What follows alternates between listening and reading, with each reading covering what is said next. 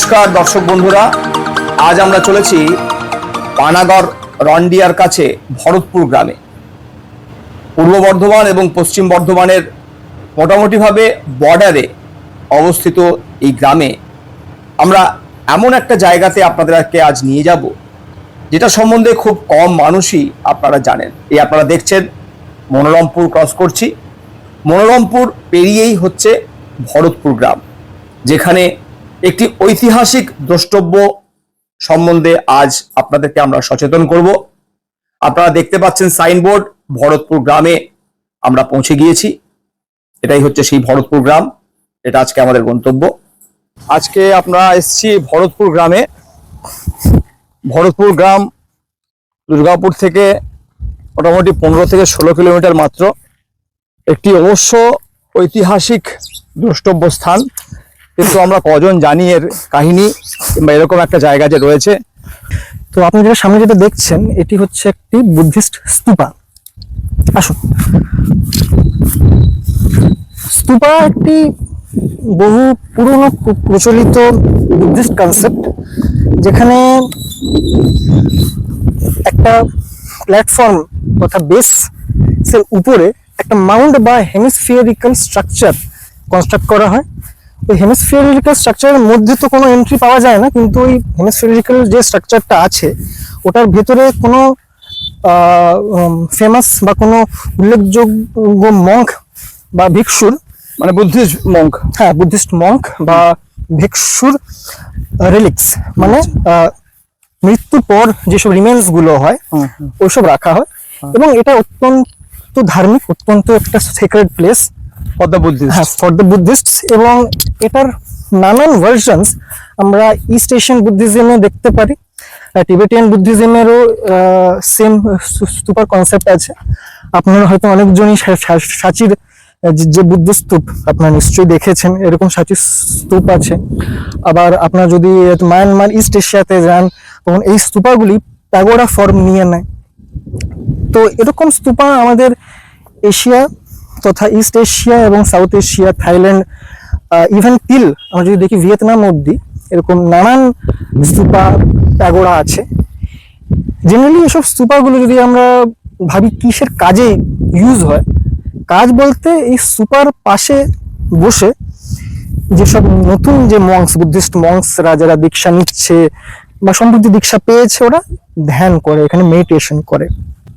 তো এইটা যেখানে, তো আজকে আমরা যেখানে এসেছি ভরতপুর গ্রামে, তো এইটা 1972 থেকে 75 মধ্যে ডিসকভার করে একজন ফার্মার, কৃষক আর কি, কৃষক, যখন সে নিজের জমিতে লাঙ্গল কৃষিকাজ করার সময় চালাচ্ছিল, কৃষিকাজ করার সময় সে এটাকে খুঁজে পায়। এবং সেই সময় যে কলকাতা সার্কেল ছিল, আর্কিওলজিক্যাল সার্ভে অফ ইন্ডিয়ার, তারা এখানে আসেন এবং এখানে খনন কার্য হয়। এবং খনন কার্য করে এখানে প্রায় 11টি বজ্রাসনের বুদ্ধ মূর্তি পাওয়া যায়, যেটি বর্তমানে আর্কিওলজিক্যাল সার্ভে অফ ইন্ডিয়ার বরিশাতে যে আমাদের যে স্টেট মিউজিয়াম আছে ওখানে আছে, জোকার কাছে, জোকার কাছে যে স্টেট মিউজিয়াম আছে, সেখানে 11টি বজ্রাসনের বুদ্ধ মূর্তি আছে, যেগুলো এখান থেকে পাওয়া গেছে। হ্যাঁ, আচ্ছা, এখান থেকে পাওয়া গেছে। আসলে আমরা এটাকে একটু ঘুরে দেখি, এটা একটু পরিক্রমা করে দেখি। আসলে স্তূপার একটা বিশেষত্ব হচ্ছে যে এটা পরিক্রমা করাতে হয়। আচ্ছা, মানে স্তূপের জন্য মেইনলি হেমিস্ফিয়ারিক্যাল স্ট্রাকচার হচ্ছে এই কারণে, যাতে মঙ্কসরা ধ্যান করতে পারে, এটা পরিক্রমা করতে পারে। মনে হচ্ছে যে এই জায়গাগুলো তো মনে হচ্ছে ধ্যান করার জায়গায় ছিল। হ্যাঁ, ধ্যান করার জায়গা ছিল, একদম একদম একদম একদম। আচ্ছা, একদম। মানে এগুলোকে কিছু কিছু জায়গাতে আমাদের কাজ কিছু মনে হয়েছে, আরো ভেঙে গেছিল, সেগুলো কিছু রক্ষণাবেক্ষণ হয়েছে, এখনো খুব বাজে অবস্থাতে যে রয়েছে সেটা বড় অপেক্ষা রাখে না। এটা অত্যন্ত ঐতিহাসিক ভাবে গুরুত্বপূর্ণ একটা জায়গা, অথচ খুব কম মানুষই সম্বন্ধে জানেন। তাও যে চারিদিকে একটা প্রাচীর রয়েছে, সেটাও একটা ভালো দিক। প্রাচীরটা কোনো কোনো জায়গাতে ভেঙে গেলেও একটা প্রাচীর অ্যাটলিস্ট রয়েছে, যাতে করে এর মধ্যে আবার মানুষ বসবাস করতে শুরু করে বাড়িঘর তৈরি করবে, এরকম বিষয়টা যেন না হয়। এটা খুবই ইন্টারেস্টিং কথা। এটা আমাদের যে রাঢ় বাংলা যেটা আমরা বলি, রাঢ় বাংলা অর্থাৎ আমাদের যেটা সকল, যেটা আমাদের বর্ধমান অঞ্চল, দামোদরের সংলগ্ন যে অ্যালুভিয়াল সয়েল, ফার্টাইল সয়েলের যে অঞ্চল, আমরা এটাকে রাঢ় বাংলা বলি। তো রাঢ় বাংলার একমাত্র বুদ্ধিস্ট কোন স্ট্রাকচার আচ্ছা হচ্ছে আমাদের এই ভরতপুরের আচ্ছা জরাজীর্ণ অবস্থা যেটা আপনারা দেখছেন, মনাস্ট্রি বা বুদ্ধিস্ট স্তূপা, এটাই হচ্ছে এটা। যখন পাল বংশের রাজারা এখানে রাজত্ব করতেন সেই সময় এটি বানানো হয়। আচ্ছা পালেরা ছিল অত্যন্ত সমৃদ্ধ এবং অত্যন্ত টলারেন্ট, সংবেদনশীল, মানে সংবেদনশীল রাজা। হ্যাঁ। তারা আমরা যদি গোপাল থেকে দেখে আসি, গোপালা, ধর্মপালা, এরা সবাই বুদ্ধিস্ট বা বুদ্ধিজমের প্রচারে হেল্প করেছেন। আচ্ছা সেন আসার ঠিক আগে বাংলা বুদ্ধিজমের একটা স্বর্ণযুগ ছিল।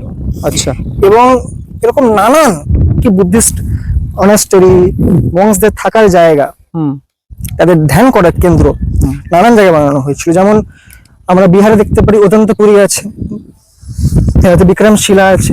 সবচেয়ে উল্লেখযোগ্য হলো বর্তমানে বাংলাদেশে বগুড়াতে অবস্থিত একটা জায়গা হচ্ছে মহাস্থানগড়, খুবই উল্লেখযোগ্য জায়গা এবং অত্যন্ত নিখুঁত ভাবে এখনো মানে আছে। সংরক্ষণ করেছে, হ্যাঁ একদম, বাংলাদেশ সরকার একদম বাংলাদেশ সরকার সংরক্ষণ করেছে এবং ওটা একটি ইউনেস্কো ওয়ার্ল্ড হেরিটেজ সাইটও। আচ্ছা তো আমরা যে কনসেপ্টে ভাবি যে বাংলার ইতিহাস শুধুমাত্র ব্রিটিশ ইতিহাস বা নবাব ইতিহাস বা ইলিয়াস শাহী যে ডাইনেস্টি ছিল, হুসেন শাহী ডাইনেস্টি ছিল, রাজা গণেশ ছিল, শুধু এদেরকে নিয়ে না, এদের আগেও নানান রাজারা ছিল। খুব ইন্টারেস্টিং একটা বিষয় হলো যে এই যে স্ট্রাকচারটা যেটা আপনারা দেখতে পাচ্ছেন, এটা প্রায় 11 থেকে 12 মিটারের ডায়ামিটার। 11 থেকে 12-13 মিটারের ডায়ামিটার আছে, যেটা প্রায় অনেকটা মানে কি ছোট কম্পারেটিভলি, আর্টিভলি আরেকটু বড় হয় মানে স্তূপা। আপনি যদি সাঁচি দেখেন স্তূপ, বা যেটা আমাদের বর্তমানে ভারতবর্ষে এটা ফার্স্ট স্তূপা যেটা ডিসকভার করা হয়েছিল, ওটা আপনার বিহারে বৈশালীতে। বা আপনারা অনেকেই বাঙালিরা আপনারা সারনাথ ঘুরতে গেছেন, ওখানেও আপনারা ধামেক স্তূপা দেখেছেন। ধামেক স্তূপা কি? ধামেক স্তূপা হচ্ছে যেখানে বুদ্ধা এনলাইটমেন্ট প্রাপ্তির পরে প্রথমবার বক্তৃতা বা যেটাকে ইংলিশে বলে সারমন দিতে গেছিলেন, সেটা হচ্ছে ধামেক স্তূপা। তো স্তূপার কাজ হচ্ছে এটা। এখানে বুদ্ধ কোনোদিন এসেছেন এরকম কোনো না, কিছু না, একদমই না, একদমই না। এখানে তার মানে বুদ্ধের যে ডিসাইপলস, মঙ্কস, তারাই এসেছিলেন, তাদের মধ্যে কোনো কেউ উল্লেখযোগ্য এবং এই অঞ্চলে প্রচার করেছিলেন। বুদ্ধের এরা থেকে অনেক লেটে। আচ্ছা, বুদ্ধ তো আপনার বিফোর ক্রাইস্ট, মানে বুদ্ধের প্রচারক কোনো একজন মঙ্ক একদম এই অঞ্চলে কোথাও নিশ্চয়ই মারা গিয়ে থাকবেন, তার রেলিক্স নিয়ে এখানে এই স্তূপাটা তার অনুগামীরা বানিয়েছিলেন। এই যে স্তূপাটা দেখতে পাচ্ছেন, এটা 7th to 9th সেঞ্চুরি এডি, যখন আমাদের এই বাংলাতে পাল রাজাদের রাজত্ব ছিল সেই সময় এই স্তূপাটি নির্মাণ করা হয়। এই স্তূপাটাতে 2 প্রকারের ইটের ব্যবহার হয়েছে আমরা দেখতে পারবো। আচ্ছা, একটা হচ্ছে 40/8 ডাইমেনশন, আচ্ছা, আর একটা হচ্ছে 48/21। আচ্ছা। এই স্ট্রাকচারটা যদি আমরা দেখি, এটাকে পঞ্চরত্ন স্ট্রাকচার বলা হয়। কেন পঞ্চরত্ন স্ট্রাকচার বলা? কারণ এরকম 5টা কর্নার আমরা দেখতে পারবো। আচ্ছা, পেন্টাগন। হ্যাঁ, পেন্টাগন স্ট্রাকচারের যে বেসটা, যেটা মানে একটা বেসের উপরে মাউন্ট আছে, তো এটা পঞ্চরত্ন স্ট্রাকচারে বানানো হয়। আচ্ছা, আসলে যদি আমরা দেখি ইতিহাস ফিরে, তাহলে পাল যুগ হচ্ছে বাংলার বুদ্ধিজমের একটি স্বর্ণ যুগ ছিল। আচ্ছা, পাল রাজারা অত্যন্ত টলারেন্ট।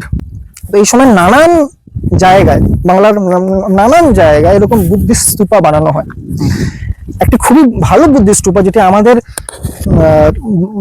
ভারতের যে অংশ বাংলার সেখানে আছে, সেটা হচ্ছে মালদা থেকে বাংলাদেশ বর্ডার যাওয়ার মাঝে একটি গ্রাম হচ্ছে জগৎজীবনপুর। সেখানে অনেকটি বুদ্ধিস্ট স্তূপা পাওয়া গেছে এবং ওটা আরো বড় এবং ওটা আরো সুবিশাল এবং ওয়েল মেনটেইনড করা হয়েছে। বাংলাদেশে পড়ছে? না, না, না, ওটা আমাদের ইন্ডিয়ান দিকে, কিন্তু খুবই নিকটবর্তী বর্ডারের। আচ্ছা, খুবই নিকটবর্তী। তাহলে এই আমাদের এই যে জেলা পশ্চিম বর্ধমান, পূর্ব বর্ধমান, এখানে কি আর কোনো এরকম? না, না, খুব ইন্টারেস্টিংলি অশোক বন্ধু, আমাদের পুরো রাঢ় বাংলা, মানে এই পুরো দামোদরের আশেপাশে যে ফার্টাইল ভ্যালি আমরা দেখছি, যেটা আমরা রাঢ় বাংলা বলি, একমাত্র আচ্ছা এএসআই ডেজিগনেটেড এবং রেকগনাইজড তথা প্রোটেক্টেড বুদ্ধিস্ট কোন স্ট্রাকচার এটাই। ভরতপুরের যে বুদ্ধিস্ট স্তূপা, ঠিক পেছনে আমরা দামোদর নদীও দেখতে পাচ্ছি। আচ্ছা, হ্যাঁ হ্যাঁ, ওই তো পেছনে যে আপনারা যে ব্লু যেটা লাইনটা দেখতে পাচ্ছেন, ওটা আমাদের দামোদর দামোদর নদী। তো দামোদর একদম পাড়ে, এটা দামোদরের পাড় থেকে দূরে নয়। এই ভরতপুরে আসাটা খুব একটা কঠিন কিছু বিষয় নয়। পানাগড় রেল স্টেশন পেরিয়ে আপনি যদি 4 থেকে 4.5 কিলোমিটার আসেন, তাহলে রাস্তার মধ্যে পড়বে মনোহরপুর, আর তারপরেই হচ্ছে ভরতপুর।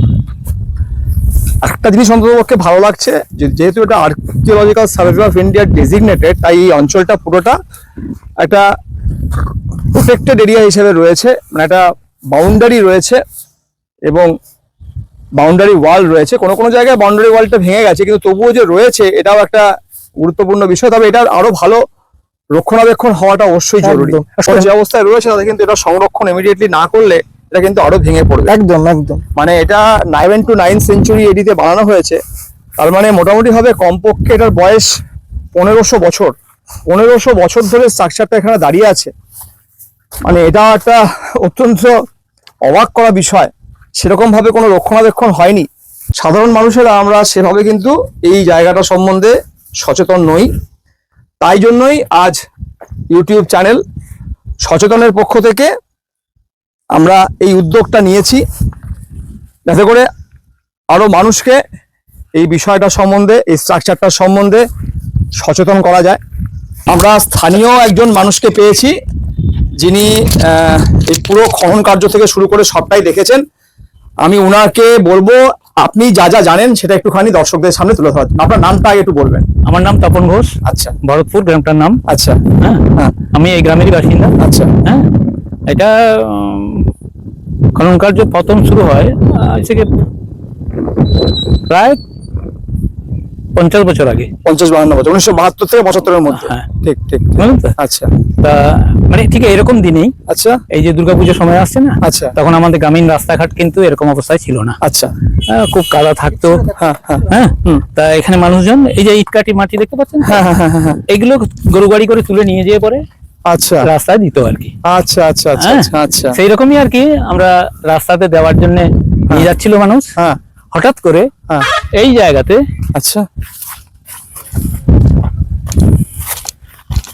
আপনি তখন তার মানে স্কুল টুলে পড়েন, তাই তো? হ্যাঁ, আমি তখন স্কুলে পড়ি। আচ্ছা আচ্ছা, এই জায়গাতে আচ্ছা, এই দেওয়ালটা হ্যাঁ, নজরে আসে। এই দেওয়ালটা, এই দেওয়ালটা আচ্ছা ঠিক আচ্ছা, এরকম জায়গায় কোনা হচ্ছে, হ্যাঁ, দেখতে পাওয়া যাচ্ছে একটা দেওয়াল। আচ্ছা, বুঝতে পারলেন? হ্যাঁ হ্যাঁ গ্রামের মানুষ দেখলো। হ্যাঁ, পুজোর পরে, লক্ষ্মী পুজোর সময় আর কি, লক্ষ্মী পুজো পেরিয়ে যাওয়ার পরে আচ্ছা, আমাদের বয়স্ক যারা ছিলেন আর কি, বড় মানুষ, হ্যাঁ, তারা কিন্তু সেদিন এই লক্ষ্মী পুজো হলে লক্ষ্মী পুজো পুরো পরের দিন হ্যাঁ, একটু মানুষ ইয়েও থাকে, হ্যাঁ, সেই অবস্থাতে বলে চল দেখি গা কি পরিস্থিতি ওটা। আচ্ছা রাত্রেবেলায় হ্যাসেক লাইট জেলে আচ্ছা, আমরা এখানে রাস্তা বেড়াতে এসেছিলাম। রাত্রেবেলাতে এসেছিলাম। আচ্ছা, এসে ওইখানটা ওই হ্যাঁ, জায়গাটাকে খুঁড়তে শুরু করা হয়, যে দেওয়ালটা পাওয়া যাচ্ছে। হ্যাঁ, আমাদের ধারণা ছিল হয়তো দেওয়াল যখন রয়েছে এটা একটা ঘর ভেঙে হ্যাঁ, পড়েছে এরকম হ্যাঁ, কিছু। হ্যাঁ, হ্যাঁ, হ্যাঁ, হ্যাঁ, হ্যাঁ, এটা জমিদারের ঘর, এটা জমিদারের জায়গা, হ্যাঁ, এরকম আর কি নিয়ে খুলছি, হ্যাঁ, কিন্তু শেষ নেই আর কি, হ্যাঁ, বুঝলেন তো? হ্যাঁ, খুলেই চলেছি হ্যাঁ, রাত্রে, অনেক রাত পর্যন্ত। হ্যাঁ, তারপরে ক্লান্ত হয়ে সবাই বাড়ি ফিরে চলে যায়। হ্যাঁ, তারপরে আমাদের এখানের সিদ্ধেশ্বর সরকার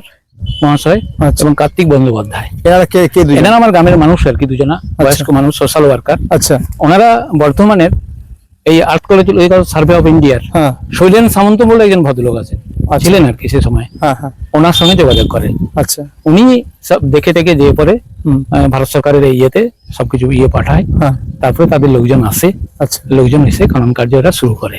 হ্যাঁ, হ্যাঁ, এটা হচ্ছে প্রাথমিক ইতিহাস, এইভাবেই হ্যাঁ, তৈরি হয়েছে। হ্যাঁ, এই যে প্রত্যেকটা দেখতে পাচ্ছেন তো, হ্যাঁ, এই কুঠুরিগুলো হ্যাঁ, প্রত্যেকটাতে বুদ্ধ মন্দির মূর্তি ছিল। কোনগুলোতে? এই যে খোপগুলো, ও আচ্ছা, তাহলে অনেক বুদ্ধ মূর্তি ছিল। হ্যাঁ ছিল। ও, আপনারা খুঁজে পেয়েছেন? না, এটা করার পরে আর ও, কি। খোঁড়ার পরে, হ্যাঁ। সরকার তো আর মানে করে নেওয়ার পরে তার কাউকে কোনো তাহলে আসতে কোন দেয়নি। সাল সরকার অধিগ্রহণ করলো? ওই সময় ওই সময় অধিগ্রহণ ওই করেছে। সময় তো অধিগ্রহণ। খনন কার্য কি প্রাথমিক খনন কার্য তখন হয়েছিল? না, প্রথমে খর্জন কার্য এসে দেখার পরেই আর কি, হ্যাঁ, ওরা শুরু করার সময়তে এটা অধিগ্রহণ করে নেয় আচ্ছা, পুরো জায়গায়। হ্যাঁ হ্যাঁ, এটা ভেস্টেড হিসেবে ওরা ডিক্লেয়ার করে হ্যাঁ, সরকারি ভাবে। হ্যাঁ। এবং এই যে জমি জায়গা রয়েছে না, হ্যাঁ, হ্যাঁ, হ্যাঁ, এই সারাউন্ডিং প্রায় 50-100 ফুট দূরে কোনো বাড়ি তৈরি হবে না, ও, এটা ওনারা ঘোষণা করে দেন? এরা ঘোষণা করে দেয় আচ্ছা আচ্ছা, যে কোনো রকম এই জমি চাষ করে খাবে মানুষ, হ্যাঁ হ্যাঁ, কিন্তু বাড়ি ঘর তৈরি করতে পারবে না। হ্যাঁ হ্যাঁ হ্যাঁ, যেমন স্কুলটা হয়ে গেছিল আর কি, কিন্তু তারপরে দোতলা করতে দেয়নি, আচ্ছা, ওখান থেকে বন্ধ করে দিয়েছে। আচ্ছা বলে না। আচ্ছা এরা খনন করার পরে বেশ কিছুদিন ধরে, কয়েক বছর ধরেই খনন করার জন্য সে সময় চলেছিল, আচ্ছা বুঝলেন তো। আমার গ্রামীণই অনেক মানুষ টুকটুক কাজ করছিল, আচ্ছা অনেকেই কাজ করেছে। হ্যাঁ। এখানে একটা অফিস করেছিল ওরা, আচ্ছা সেই অফিসে থাকতেন দিন রাত ধরে আচ্ছা অফিসার উপর থেকে। হ্যাঁ এটা প্রচুর আর কি, মানে এই খনন কার্য তো আর এমনি বিরাট ভাবে তো করলে তো আর কিছু পাওয়া যাবে না। হ্যাঁ। আস্তে আস্তে সেই মাটিকে চেলে এই আচ্ছা। পটারি এই সমস্ত কিছু অনেক কিছু পাওয়া গেছে। অনেক কিছু পাওয়া গেছিল। আচ্ছা। একটা কঙ্কাল পাওয়া গেছিল বিরাট। ও তারপরে এই মূর্তিগুলো সব এটা কি উপরে কি আপনার একটা ডোমের মতো ঢাকা ছিল? ঢাকা না, এরকমই হ্যাঁ, এটা এরকমই ঢাকা ছিল। ও এটা পুরো ঢাকা ছিল? ঢাকা ছিল। আচ্ছা বুঝতে পারছেন আপনারা, এই পুরোটা ঢাকা ছিল? পুরোটা এই মাটি টাটি সব ঢাকা। আচ্ছা তার উপরে একটা বড় গাছ হয়েছিল, ও তার উপরে গাছ ছিল? গাছ ছিল বড় গাছ। আচ্ছা আচ্ছা আচ্ছা আমরা গাছটা দূরের থেকে দেখতে পেতাম। হ্যাঁ এটাকে আমাদের এমনি বলতো বড় ডাঙ্গা বলে। বড় ডাঙ্গা? ডাঙ্গা, আচ্ছা আচ্ছা বড় ডাঙ্গা এটা। হ্যাঁ হ্যাঁ হ্যাঁ এই নামেই পরিচিত এটা। আচ্ছা এখানেও দেখছি আমরা কাছেই তো রয়েছে দামোদর নদী। হ্যাঁ হ্যাঁ হ্যাঁ হ্যাঁ হ্যাঁ। দামোদর নদী হয়তো এক সময় এই কোলে চলতো। আচ্ছা এই দামোদর নদী দেখতে পাচ্ছেন আপনারা? হ্যাঁ, হ্যাঁ জিনিসপত্র যা পাওয়া গেছে সব বর্ধমান ইউনিভার্সিটিতে আছে, আচ্ছা সবকিছুই আর কি। যা যা পেয়েছে এখান থেকে সবকিছু ওরা ওখান থেকে নিয়ে গেছে, আচ্ছা ওখানে নিয়ে রেখেছে ওরা। আচ্ছা এখন তার মানে এখন এখানে এখন এই ইদানিং বছর খানেক আগে হ্যাঁ নতুন ভাবে এরা একটা স্কিম করে ওরা আবার মানে এখানে আমার মনে হচ্ছে- তারপরে হয়েছে। হ্যাঁ আমার মনে হচ্ছে আরো যেন এখানে অনেক কিছু রয়েছে যেগুলো হ্যাঁ আছে আপনার- আছে হয়তো হ্যাঁ? আছে, হ্যাঁ আছে। এমনি তখন ইয়ে পেতাম, এই মাটি সব তুলে দিয়েছে, তারপর আবার ঢাকা দিয়ে দিয়েছে ওরা। হ্যাঁ আচ্ছা আচ্ছা মাটিকে তুলে রেখে রেখো, হ্যাঁ। তারপর আবার সেই পলিথিন পিস কারণ আমরা দেখছি এইটা স্ট্রাকচারটার বাইরেও এগুলো হ্যাঁ, কিন্তু হ্যাঁ, অনেক ওগুলো রয়েছে। ফিট রয়েছে হ্যাঁ আছে। যেগুলো এখনো পর্যন্ত খনন কার্য হ্যাঁ হয়নি। হ্যাঁ ওরা এবারে দেখা কিছু যাচ্ছে। খনন কার্য করেছে, হ্যাঁ খনন কার্য করার পরে হ্যাঁ যাই হোক কিছু আর কি, তারপরে ওরা আবার স্টপ করে দিয়ে চলে গেছে। আচ্ছা এখন ইদানিং শোনা যাচ্ছে হ্যাঁ এরা নাকি আবার এভাবে খনন কার্য হবে কিছু কাজ করবে আর কি।